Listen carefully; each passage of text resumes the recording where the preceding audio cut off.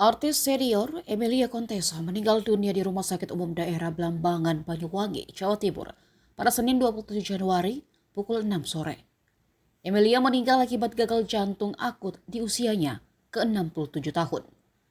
Sebelum meninggal, Emilia sempat dirujuk ke Rumah Sakit Blambangan pada Senin pagi. Namun pukul 5 sore, Emilia mendadak sesak nafas dan 1 jam kemudian dinyatakan meninggal dunia. Ada kenangan yang tersimpan 2 jam sebelum ibunda penyanyi Denada tersebut berpulang. Mendiang rupanya tiba-tiba minta difoto bersama adik bungsunya. Adik ipar Emilia, Ratih, menceritakan sekira pukul 4 sore, Mendiang ingin difoto bersama adik kesayangannya. Ratih kemudian mengambil foto kedua saudara tersebut menggunakan ponselnya untuk kemudian dikirimkan kembali ke nomor ponsel Emilia. Foto tersebut adalah foto terakhir yang menjadi kenangan dan akan disimpan dengan baik oleh adik Emilia, Dino Rosano Hansa, maupun istrinya Ratih.